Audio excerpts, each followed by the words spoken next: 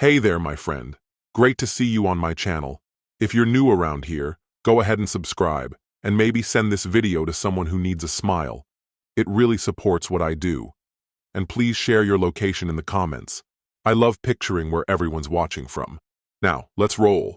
I used to think slipping my wedding ring into my wife's bag before the most important meeting of her career was nothing more than the desperate gesture of a suspicious husband. What I uncovered instead was far worse. A 12-year marriage built on deception, a savings account stripped bare, and the unsettling truth that the man she called her mentor had been in my home far more often than I ever knew. Sometimes reality wounds deeper than your darkest fears. My name is Dean Hargrove. I'm 38 years old and run a custom furniture business in Millfield, Ohio. I've been building cabinets, tables, and dining room sets with my own hands since I was 22, learning the craft from my father before he passed away. It's straightforward, honest labor, the kind that leaves you bone-tired but satisfied when the day is over. At least it used to feel that way. Things began to shift about 8 months back, right after my wife Bianca landed a major consulting job with a marketing agency in Columbus. Almost overnight, her daily rhythm changed. She was making the hour-long drive each way, working late into the night on strategy sessions, and coming home speaking about branding strategies and client proposals like she'd stepped into another world entirely. I'll admit at first I was proud of her. She'd spent years working dead-end jobs, and this seemed like the opportunity she had always deserved. But slowly, I began to notice changes in her. She started dressing differently, speaking with a new tone, and carrying herself in a way that didn't feel like the Bianca I knew. She bought clothes that cost more than I usually spent on wood for a full project. A sleek leather handbag appeared, one she guarded as though it contained state secrets. And her smile, the one she used to save for me, now seemed reserved for everyone but me. The morning everything began to come into focus. Bianca was pacing the kitchen, coffee mug in hand, quietly rehearsing for a presentation. It was the big one, a pitch to potential investors in Columbus that she said could define her career. "Dean, have you seen my good pen?" she asked suddenly while rifling through her bag. The silver one Caleb gave the team. Caleb. Lately it was all I heard. Caleb said this, Caleb suggested that. Her mentor, the firm's senior partner, a man I'd never met but somehow felt I already knew too well. "It's probably in your office bag," I replied without looking up from my newspaper. She hesitated for just a moment, then went back to searching. "No, I already checked there." Something shifted in me then, though I couldn't have explained exactly what. It was in the way she wouldn't meet my eyes, the faint tremor in her voice when she said his name, and the fact that a pen from another man seemed more important to her than saying goodbye to her husband before the biggest meeting of her life. She grabbed her keys, pressed a cool, quick kiss to my cheek, and walked out. As her car disappeared down the drive, I sat there thinking about that pen, about Caleb, and about how the woman in expensive heels was no longer the same Bianca I had married. That was when I made the choice that could either save our marriage or blow it apart completely. I went into the bedroom, opened my jewelry box, and looked at the simple gold band I had worn every day for 12 years without fail. Sliding it off, I grabbed a scrap of paper and wrote 10 words that would change everything. I was finished being invisible in my own marriage. The next morning came with a silence that felt like it was pressing in on me. No calls, no messages, nothing from Bianca about how the presentation had gone. That wasn't like her. Good or bad, she usually shared every detail. But my phone stayed silent. By mid-morning, I tried calling, straight to voicemail. I called again at lunch. Same result. By 3 o'clock, I started to wonder if something serious had happened. Maybe the meeting had gone terribly. Maybe she was embarrassed to face me. Or maybe it was something else entirely. Then my phone buzzed, a text from an unfamiliar number. No name, just digits. The message was brief. "You might want to see this." Attached was a photograph that turned my stomach. It showed the inside of a plush lounge, polished wood, deep leather chairs, marble-topped tables.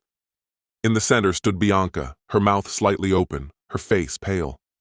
In her right hand, she held something small and gold, my wedding ring. But that wasn't the worst part.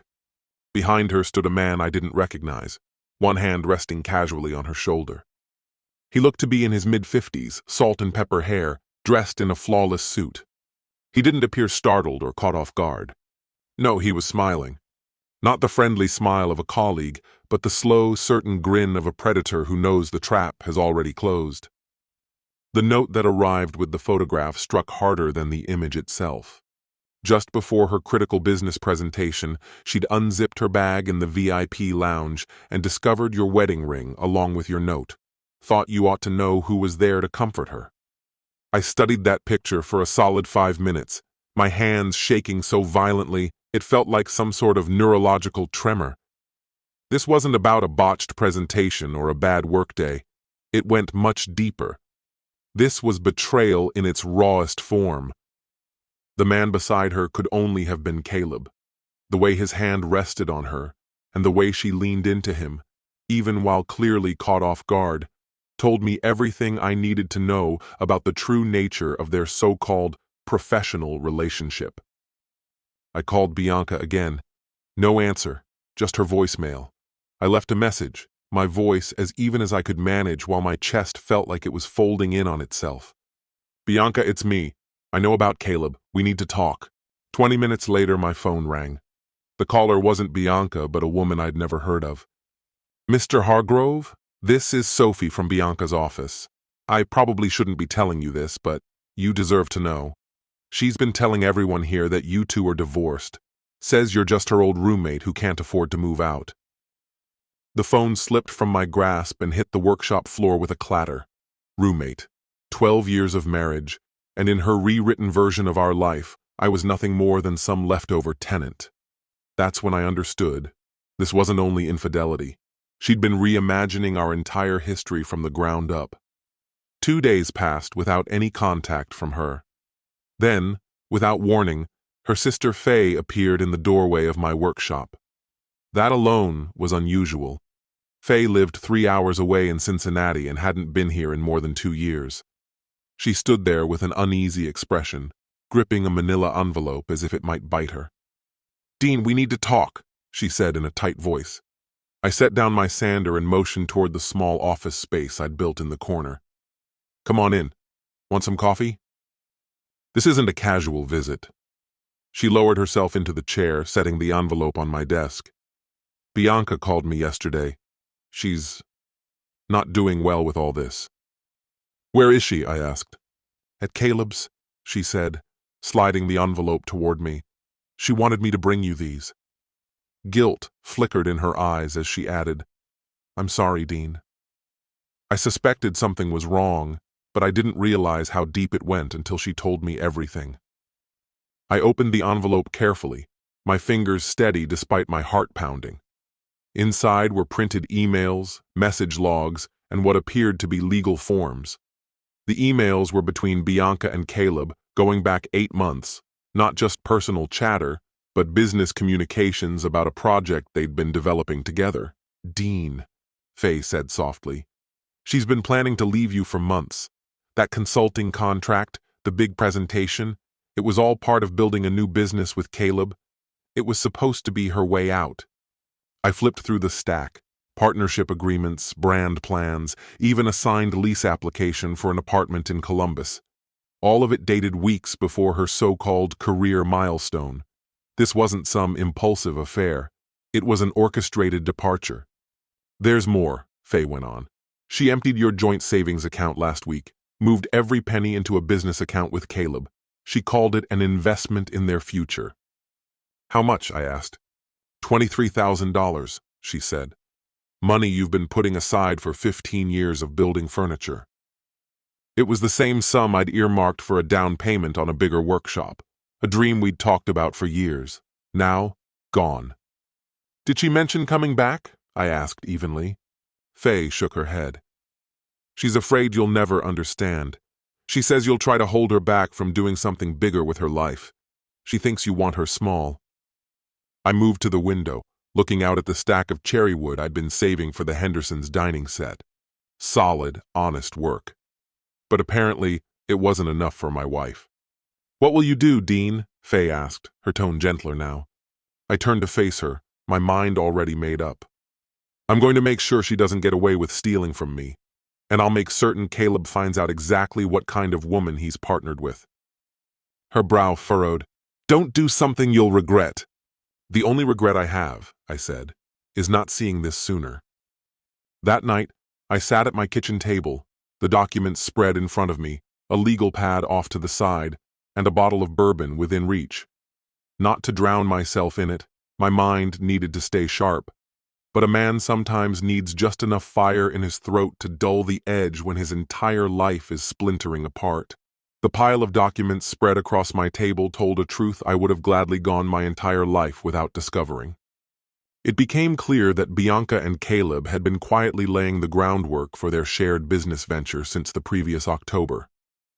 Their email correspondence mapped out how they intended to cut ties with their existing commitments and make the transition without stirring suspicion. They had even devised a plan for what they referred to as domestic complications, a polite euphemism for me. One message from Caleb read, "Once we're established, you won't need to keep up the pretense anymore.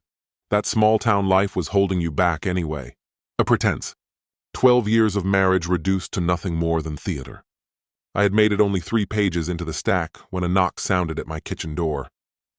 Standing there was my neighbor, Rex Caldwell, a man who lived next door, a former Army sergeant with 2 tours in Iraq behind him before he came back to work at the VA hospital. "Dependable, steady, unshakable. Noticed your lights were still on," Rex said as I let him in. "Thought you might need some company." I poured him a bourbon and pushed the papers across the table. Rex studied them with the same methodical focus I imagined he had once used while reviewing intel reports overseas. When he finally spoke, his voice carried no doubt. "Dean, this isn't just infidelity. This is fraud. She's been using your joint funds to finance a business behind your back. That's theft." I asked what options I had. "Legally, you'll need a lawyer," he said. "But before you get one, you should collect more proof. These emails are solid, but we need the whole picture." He leaned back in his chair. "Same principle we used in the field. Be patient, keep them under watch, and document everything. Build a record that proves a consistent pattern and intent." Rex reached for his phone. "I know someone, Morris Marsh. Used to be a prosecutor before going private. He's had his battles, but when he's sober, there's nobody sharper." I asked what kind of battles he meant. "Lost his wife in a car wreck about 5 years ago. Hit the bottle hard after that. But when he takes a case, he sobers up fast. Hates cheaters.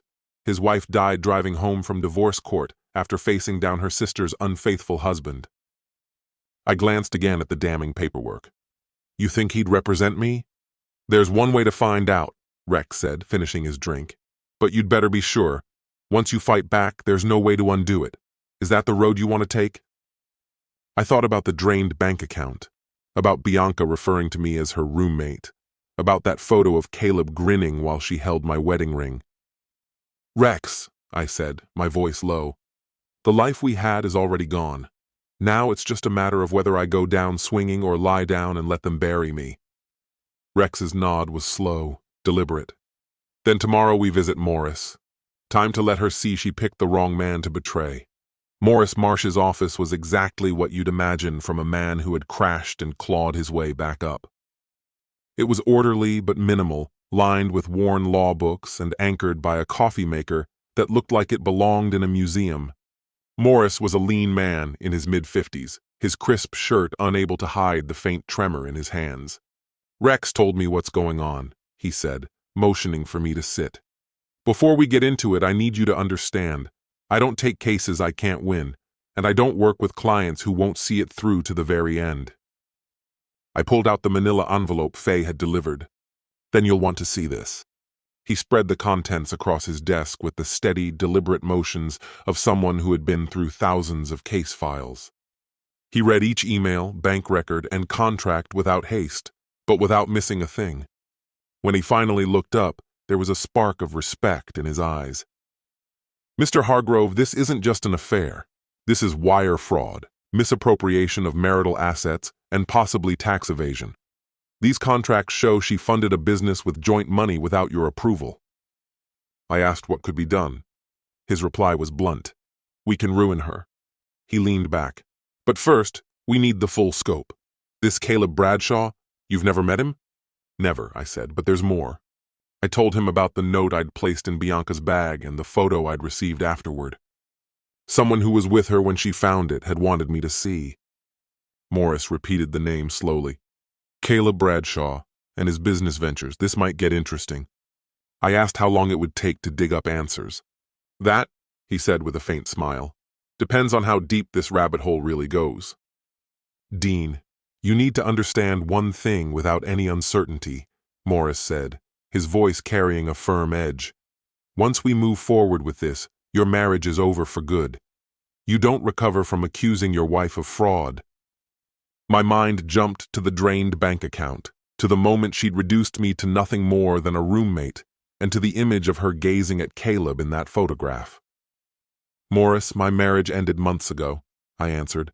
I just refused to see it. A thin, icy smile curved his lips. Then let's make sure she wishes she'd never taken you for a fool.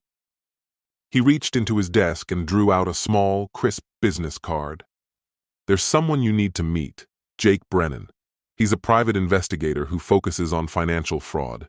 Spent years in the FBI's white-collar crime division before going private. If Caleb's got more going on than we've already uncovered, Jake will dig it up. You think there's more? I asked. In my experience, Morris said, leaning back in his chair, people willing to steal from their own spouse rarely stop there. Your wife and Caleb might be running something bigger than you think. When I finally met Jake Brennan, he was nothing like the image I'd built in my mind. He was short, broad in the shoulders, his hair peppered with gray, and his face so unremarkable it could disappear in any crowd. But his handshake was like steel, and his eyes missed nothing. Morris gave me the overview, Jake said, after we sat down in his cramped office above a sandwich shop. Now I need everything you've got. Bank statements, credit card bills, phone records, anything that can tell me what your wife's been doing for the past year. I slid a thick folder toward him. This is everything I could gather. Jake opened it and began turning the pages with the smooth precision of someone who'd done this countless times. She's been methodical, he murmured, very careful to cover her financial trail. But she made one mistake. He tapped a set of entries with his pen. Here, same restaurant, same time, every Tuesday for the last 4 months. Always 2 meals, always expensive wine. Caleb, I said, my voice flat. Most likely, but it gets more interesting. He pulled another sheet from his desk. I ran a quick background check on Caleb Bradshaw. 3 marriages, 3 divorces, each involving accusations of financial misconduct. His second wife claimed he siphoned funds from her business to pay for his own lifestyle. My stomach tightened. So Bianca wouldn't be the first victim. Doesn't look that way, Jake said. And there's more. His current business, Bradshaw Consulting, has a pattern of suspicious transactions. Big deposits from shell companies, wire transfers to offshore accounts. Whatever Bianca's into, it may be a lot more than an affair. His eyes locked on mine. I need to ask you something, and I want you to think carefully before you answer. Has Bianca ever had access to your business accounts, client records, anything from your shop that contains customer information? I thought back. She's helped me with bookkeeping now and then, had my business account number to order supplies. Why? I asked cautiously. Because if Caleb's running the kind of scheme I think he is, Jake said, your wife might be feeding him intel on small business owners, people with money but little legal protection. The weight of that hit me square in the chest. You're saying she's been giving him information about my customers? I'm saying it's possible. And if that's the case, this isn't just cheating or theft. It's organized criminal activity. Jake closed the folder with deliberate care. Dean, this just became a far bigger investigation. Are you prepared for what it could uncover? My thoughts went to the Hendersons, the Millers, and dozens of other families who had trusted me with their homes and their savings. If Bianca had sold them out to Caleb. Jake, I said, forcing my voice steady, I'm ready to do whatever it takes to bring them down. 3 days into Jake's investigation, things blew wide open. I was in my workshop, sanding the edge of a cherrywood cabinet, when my phone rang. The number wasn't familiar, but I recognized the voice the moment I answered. Mr. Hargrove, Caleb Bradshaw said smoothly, his tone slick with false charm. I think it's time we spoke, man to man. I have nothing to say to you, I replied. Oh, I have plenty to say to you, he said. Meet me at Miller's Diner on Route 9 in 1 hour, or your life's about to get very complicated. The line went dead. I stood there with the phone in my hand, adrenaline roaring through me. That hadn't been an invitation. It was a warning. The second I hung up the phone, I dialed Rex. Once I explained what had happened, his response came fast and sharp. Don't even think about going there alone. A man who feels backed into a corner is just as dangerous as a wounded animal. I don't have a choice, I told him. If I don't show, he could disappear with everything he's taken from me. Then I'm going too, he said without hesitation. A Marine sniper will beat a smooth-talking hustler any day of the week. An hour later, we pushed through the door of Miller's Diner. In the farthest booth sat Caleb, dressed in a suit so expensive it could have eaten up most people's monthly paycheck. He looked up as we closed the distance, his smile fixed and deliberate. Mr. Hargrove, he greeted, his tone polished. And you've brought company. Very cautious of you. With a sweep of his hand, he gestured toward the seats across from him. Sit, we've got business to address. I'll stand, I replied evenly. The only business worth talking about is you giving back what you stole. Caleb gave a low, amused laugh. Stole? Dean, mind if I call you Dean? Your wife came to me willingly. She chose to put her money into our partnership. If you're unhappy about that, maybe you should take it up with her instead of me. She had no authority to invest funds that weren't hers, I shot back. Didn't she? He asked, feigning surprise. Here's the thing, Dean. Bianca's been documenting your so-called controlling behavior for months. Emotional manipulation, financial restrictions, even supposed threats of violence. On paper, it looks like she was protecting shared assets from you. From the side of my vision, I caught Rex's jaw tighten. Caleb noticed it too. Your friend looks like he's about to make a mistake, Caleb remarked. I'd hate for this to turn ugly. I've got associates as well, people who don't take kindly to anyone intimidating a successful businessman. That's when I registered the two men at the counter. They'd been there when we walked in, but now their eyes followed our every move, watchful, practiced. What are you after? I asked him. His grin broadened. Simple. Fire your investigator. Drop every piece of legal action. Sign an agreement giving Bianca the freedom to run her business without interference. Do all that, and we can both walk away happy. And if I refuse? Then things get unpleasant, he said smoothly. Maybe your shop has an unfortunate accident. Maybe your customers hear unsettling stories about your mental stability. Maybe your friend here finds himself facing harassment charges. Rex started to rise, but I clamped a hand on his arm. Caleb wanted a reaction, and he wasn't going to get one from me. You've got 48 hours to decide, he said, standing. Pick wisely, Dean.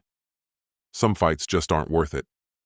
As he left, it hit me. This wasn't just about cheating and stolen money anymore. Caleb was ready to use threats of violence to protect what he had. That night, I sat around my kitchen table with Rex, Morris, and Jake, mapping out our next move. Caleb's threats had shifted the entire landscape. We weren't just building a civil case now, we were gearing up for a battle. He's nervous, Morris said after reading the notes I'd taken. Winners don't make threats, they make deals. Jake nodded. The fact that he had muscle sitting there tells us two things. He's on edge, and he's a lot more dangerous than we thought. What about those guys at the counter? I asked. I've got them, Rex said, sliding his phone over. Snapped their pictures and ran their plates. The car's registered to a security company that specializes in debt collection and asset recovery. He paused. Translation, hired muscle. Morris leaned back in his chair. Dean, here's the truth. This isn't just civil litigation anymore. If he's using intimidation tactics, we're potentially looking at criminal charges, extortion, witness tampering, maybe even conspiracy. So what's our move? I asked. Jake's mouth curved into a grim smile. We give him exactly what he thinks he wants.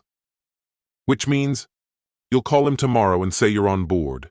Agree to sign whatever separation agreement he puts in front of you. Promise to end the investigation completely, then set up a meeting to finalize it. And after that? Then we record every word, Jake said. Get him to admit to the threats, the theft, the intimidation, on tape. Morris will be there as a witness, and Rex will handle security. Once we've got that, the criminal case will crush him. Morris gave a decisive nod. It's risky, but if we can get him to repeat his threats while we've got proof rolling, we can nail him cold on extortion. Add in the financial evidence, and he's finished. And Bianca? I asked. The three of them exchanged a glance before Morris finally answered. Dean, Morris said in a hard, unwavering tone, the moment your wife decided to take what was yours, she sealed her own fate. If she's chosen to work alongside Caleb of her own free will, then she'll face the fallout right beside him. My mind drifted over a dozen years of marriage, over the woman I thought I understood, the life we'd spent years constructing, and the crushing realization that all of it might have been built on falsehoods. Set it up, I told him. Then I added, but I want one more thing. What's that? He asked. I want Bianca sitting in that room. I want her to look straight at me when she explains why she threw away everything we had for a thug who makes his living through intimidation. Rex clapped me firmly on the shoulder. Now you're thinking like a soldier, Dean. Sometimes the only way to win a fight is to make the enemy come to your ground. Once they left to make the arrangements, I stayed in the kitchen alone, my eyes fixed on the wedding photo still stuck to the refrigerator door. By tomorrow, I would finally know if my wife had been manipulated by Caleb, or if she had been an eager partner in dismantling my life. Either way, the moment for answers had arrived. The meeting was scheduled for Thursday evening at Caleb's office in Columbus. Morris equipped me with a hidden recorder so discreet I could barely tell it was there, while Rex positioned himself across the street with a clear line of sight to the building's entrance. Jake had already coordinated with local law enforcement, who were ready to move in if things took a turn. Exactly at 7 p.m., I walked into the sleek lobby of Bradshaw Consulting. The air smelled of expensive cologne, undercut by a faint edge of desperation. The place gleamed with polished glass and chrome, decor meant to impress clients too blinded to notice the rot beneath the surface. Caleb was waiting in the conference room, wearing another suit worth more than most people's mortgage payments, his smile as predatory as ever. Bianca sat at the far end of the table, posture crisp, eyes fixed anywhere but on me, like she was leading some board meeting instead of facing the ruin of our marriage. Dean, I'm glad you could make it, Caleb said smoothly, motioning toward an empty chair. I trust you've had time to consider our earlier conversation. I've considered it, I replied evenly. I'm ready to sign whatever deal you've prepared, on one condition. And that is? I want to hear it from Bianca herself, why she chose to throw away 12 years of marriage for this. I locked my gaze on her. Look at me, Bianca. Tell me why. At last, she raised her eyes, but the face staring back at me was not the one I had married. Dean, you were never going to give me the life I wanted. Your little furniture shop, your small-town ambitions. I wanted more than that. So your answer was to steal from me? I asked. I invested in my own future. Caleb leaned forward, admiration in his eyes. Your wife is exceptional, Dean. She has vision, ambition, the kind of drive it takes to build empires. She's worth more than a lifetime of watching you sand cabinet doors. And you? I shot back. What do you think you deserve, the money you've siphoned from everyone else? His confident smile faltered for the first time. I'm not sure what you're implying. I'm not implying anything, I said bluntly. I'm stating it. You're a grifter who uses women as leverage to target small business owners. Bianca isn't your partner. She's just your newest pawn. Dean, you're letting emotion cloud your thinking, he replied, his voice tightening. Why don't you just sign the papers and walk away before you say something you'll regret? That's when I caught the flicker of Rex's signal from across the street. 3 quick flashes from his phone. The police were in place. Actually, Caleb, I said, I think we've reached the part where we stop pretending. I drew the folder Jake had compiled from inside my jacket. I know about your past marriages, the fraud charges in Florida, the offshore accounts and the shell companies. Caleb shot to his feet. This meeting is over. No, I said firmly, it's not.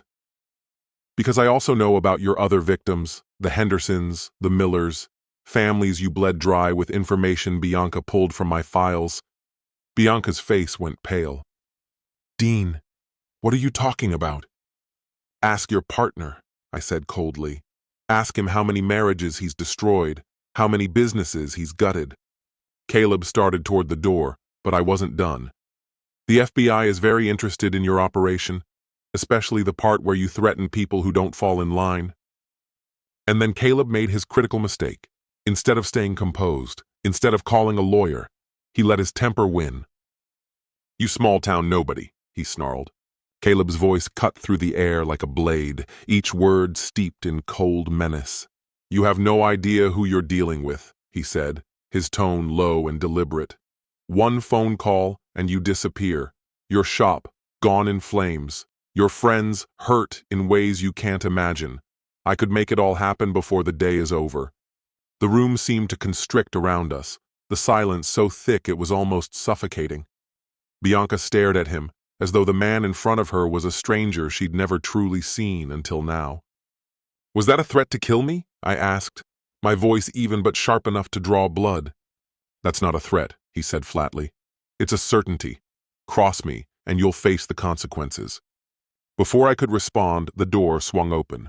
Morris stepped inside, two uniformed officers flanking him like sentinels. Caleb Bradshaw, one of them announced. You're under arrest for extortion and making criminal threats. 6 months later, I stood in my expanded workshop, running sandpaper over the last piece of a handcrafted dining set for a family in Dayton. Business had never been stronger. Surviving a federal fraud case, I'd learned, gave you a reputation for honesty that no marketing campaign could buy. Caleb's fate couldn't have been more different. He was handed a 15-year sentence in federal prison. The prosecutors had built a case that left no room for doubt. My recording of his threats, the detailed financial trail Jake had uncovered, and sworn testimony from 7 other victims across 3 states.